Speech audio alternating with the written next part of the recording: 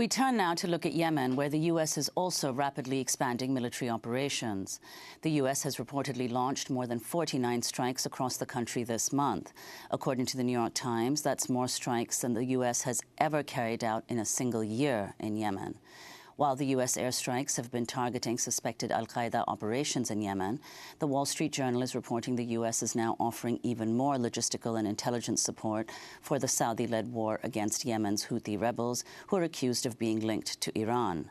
More than 10,000 people have been killed since the U.S.-backed Saudi-led bombing campaign in Yemen began 2 years ago this month. Meanwhile, the New York Times is reporting today that the Trump administration has approved the resumption of sales of precision-guided munitions to Saudi Arabia. President Obama froze some of these weapons sales last year due to concern about civilian casualties in Saudi Arabia's expanding war in Yemen. This all comes as the United Nations is warning Yemen is on the brink of famine. This is UN Emergency Relief Coordinator Stephen O'Brien.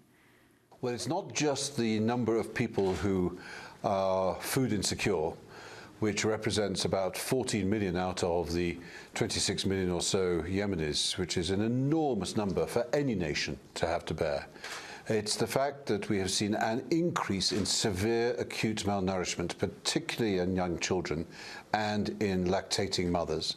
We have seen a very severe deterioration in the number of patients needing dialysis services, access to oxygen, and where we need to see more antibiotics being brought in and medical facilities made available.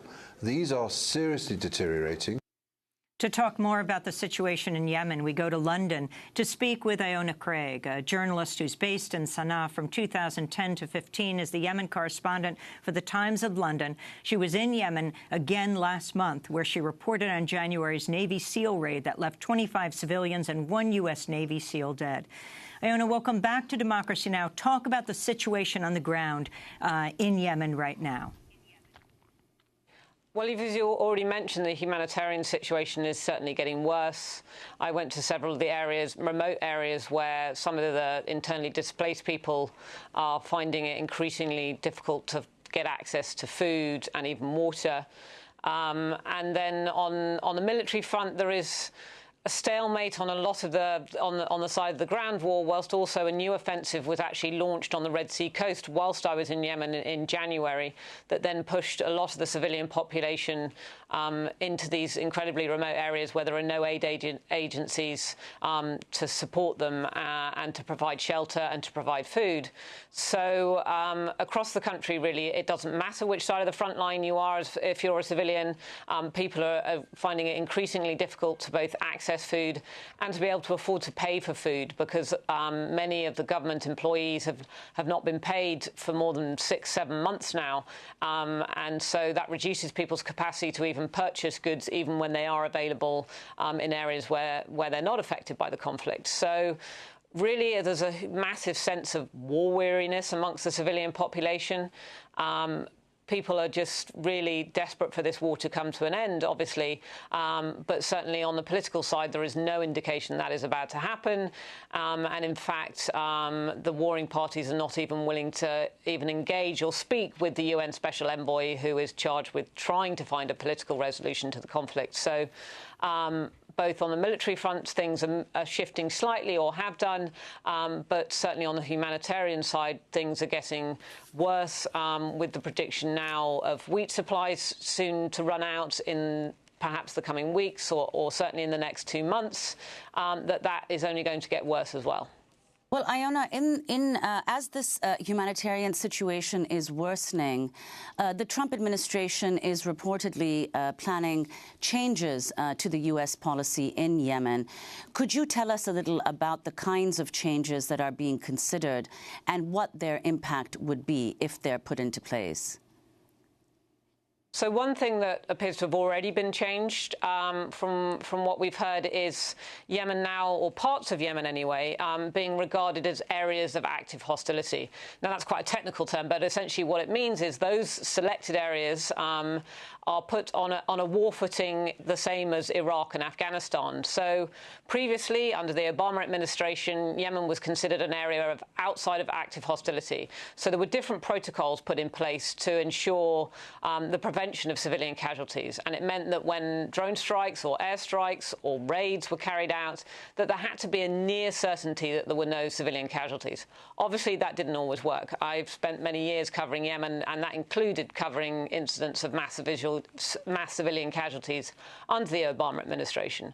But now, when that changes to putting parts of the country into areas of active hostility, that near certainty basically gets chucked out of the window, and it means that those civilian casualties are kind of allowed and only have to be proportional. So that's obviously very concerning for the civilian population in Yemen. We've also seen more military activity, as you've already mentioned, in the form of airstrikes. So that's more military activity, less oversight, because of the way the command structure is now appears to have been changing as well, in the sense that the military is going to be allowed to take more decisions on that level without the kind of micromanaging the Obama administration was always accused of, as well as removing these protocols that were supposed to, anyway, protect civilian lives. In addition to that, now there is talk of the US wanting to become more involved on the side of the Saudi-led coalition, who, of course, been carrying out this aerial bombing campaign against the Houthi Saleh forces, who are predominantly in northern Yemen, and have been carrying out this aerial bombing campaign against them and ground war since March 2015.